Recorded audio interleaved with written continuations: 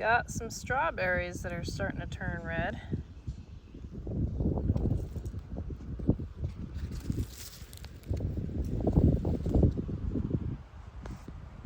A lot of blooms still,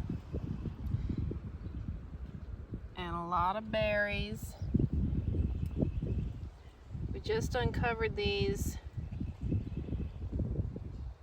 We had them covered up because we got some more frost and we didn't want the blooms to get frosted. These are second-year strawberries. Let me back up here and kind of show you what it looks like. This is one of the beds where we have second-year strawberries. We have, I think, 4 or 5 other beds that are like this. And what this is we planted just a few plants in here last year, and then we let them go ahead and fill in with runners. So let me go ahead and show you a couple things here. One thing I want to show you is the size of the leaves. So you see, these are nice big leaves. And what my mom taught me, they're nice tall plants too. What my mom taught me when I was a kid, and I had a pretty big sized strawberry patch, was that when you have large leaves, you will have large berries. And when you have little tiny leaves, your plant's not healthy and you're going to have small berries. So see the size of this bloom. Big blooms, big leaves. This is not a giant variety of strawberry. This is just a regular variety. I don't like the giant varieties because I don't think that they have a good strawberry flavor. I think that they have been bred for the size for commercial growers. And so I like just a regular strawberry. However, if your strawberry plants are very healthy, then you can get some nice big berries. These, of course, are, everything I've got over here is still very small because I don't have a whole lot of berries here yet. I do in a different spot that I could probably show you. But what they say is that strawberries require a lot of fertilizer, and adding that frequently. And I got to thinking about that because we don't do any fertilizer here on our farm. Not organic, nothing. We don't need to fertilize. And the reason is, let me show you over this direction. I don't know if you saw the video we did of taking the chickens out and moving them to pasture, but in that area over there that is fenced in with chicken wire and the end is open to the garden, that had electric poultry netting across it, and we kept our chickens over there. That is the chicken pen for the winter, and we deep bed that, and we make our own soil from that, and that soil we then move out to the garden, and we put it in these beds that are what I call raised beds. They're hills, and that's what we planted. This entire bed here, all of the beds, all these beds that are raised up where we have different things planted, all the soil originally came out of the chicken pen. Once the chickens are moved out, we let it sit for a few weeks, a month at the most, and then we start digging it out and we make our beds or add to existing beds. So these were planted in dirt that was very fertile.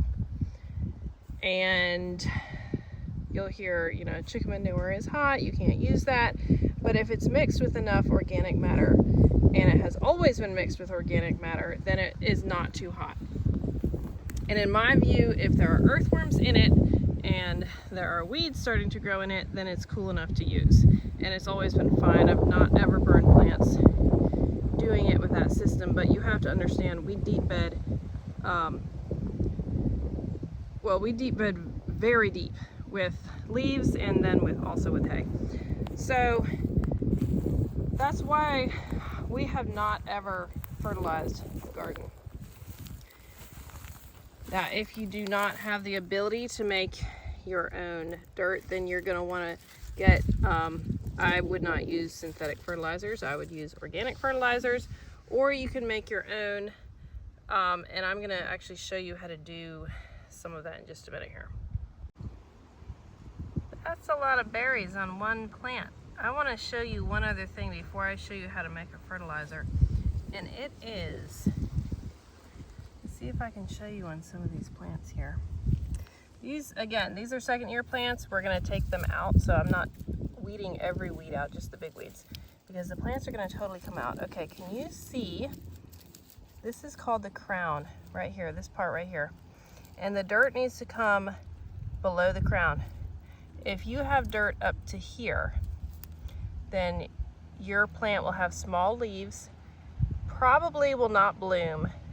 If it does, it won't put out many blooms, and your strawberries will be very small. Let me look over here. Okay, here's another one.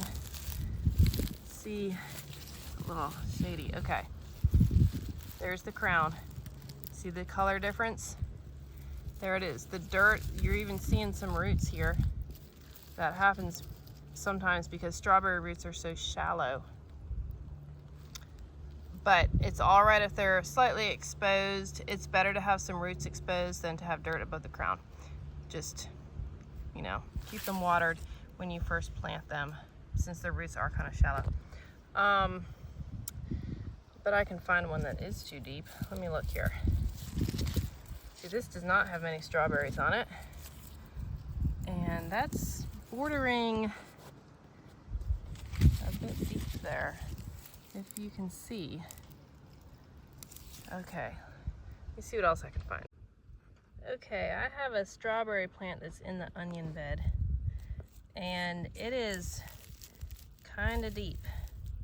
And you can see that it is trying to put out new leaves, and these are probably going to be flowers here. Looks like they are. So that's good. And the thing to do in a situation, and this one is definitely deep, but they sometimes people bury them even deeper, like up to here, and then they're not going to bloom. But in a situation like this, you see, if you scrape the dirt away, there's the crown right there. You can see that.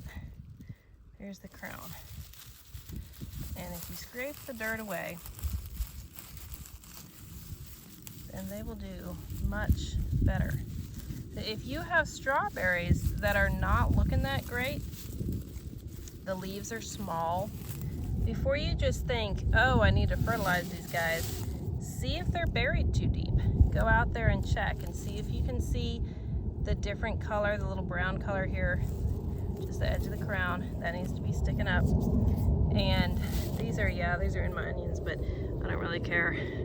We're gonna let them go ahead and produce if they produce, and then we'll take them out because, you know, you can't have too many strawberries, right?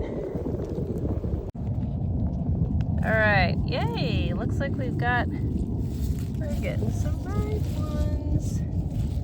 That's good. Okay. And these are not real crowded. We could definitely leave these berries in and let them go another year, which we may here. What happened here is they were planted and then they kind of got covered in weeds and they didn't do very well last year, and so they didn't fill in the way that we like them to fill in. And so we have 3 beds here that are sort of bare, though the strawberries are doing quite well now. And so if we leave them one more year, that'll probably be sort of max. Strawberries go about 3 years. You can take them out at 2 years. And if you're commercial, you probably do. But for a home gardener, if you want to leave them in 3 years, they can still do quite well on their 3rd year. And then they need to be replaced. So these beds I do want to get more blackberries in here. Our blackberry plants up there are putting out babies, and so we're going to plant them here and make more blackberry beds. But I want to show you the strawberries that we planted in the fall and what they're doing, because the first year strawberries do not do all that well. And so let me show you those, and then yeah, I can't forget, I'm going to show you about doing a little fertilizer. Okay, these long beds are first year strawberries, and they were planted sort of late fall, and we just uncovered them, which is why the leaves are a little bit curled up, because they had row cover on top to keep the frost off, because some of these are blooming, some of them have some berries, but they just do not produce super well the first year, and second year berries produce better, and they're actually much sweeter. So the girls have these planted all the way down, not super close, and we're just gonna let this fill in. And this is actually sort of their project. I just helped them a little bit because they actually sold a whole bunch of strawberries last year. Gallons and gallons of organic strawberries, but got a few bloom in here. But these are very small. Look at this. This is a good example. These are very small, and I think the girls have this planted much too deep. So I need to have them come out here and look at these. This is another one. Very small. What do we got on here? One bloom? Maybe a couple more coming up. Okay, and there is the crown, but this is a bit deep. I need to have them come out here and work on these a little bit. And then the leaves will get very big and they'll start producing better. So that is the trick. That is extremely important. Really the most important thing, besides making sure that they have plenty of water, because they have shallow roots, so you do have to keep water to them. But more important than fertilizer is the planting depth, which I have told the girls, but they, you know, they're young and they're learning, and so I think we need to kind of work on some of these a little bit. All right, now let me show you some rabbit manure tea real quick. Okay, so this is a strange thing if you're not used to it. When I was growing up, like I said, I had a pretty big strawberry patch, and I also had rabbits, and my mom taught me how to make rabbit manure tea, and I was a kid and I didn't think anything of it. I made it, and I dipped my hand in there with a little metal cup I had, and I fertilized all my strawberries, and they did really well. And if you're not used to that kind of thing, it might seem a little weird. But what you want to do is, we took this 5-gallon bucket and we filled it. I had my daughter fill it. We didn't measure. I don't measure when I don't need to. We filled it about this high with mostly berries. I told her, you know, if you get a little hay in there, it's not that big a deal. But and then just filled it with water, and we're stirring it up for a week.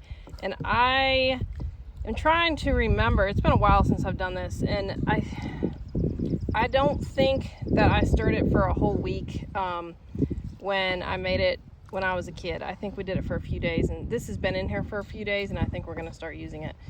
And like I said, we've actually never fertilized anything on the farm because we just haven't had to, you know, in the garden here or whatever.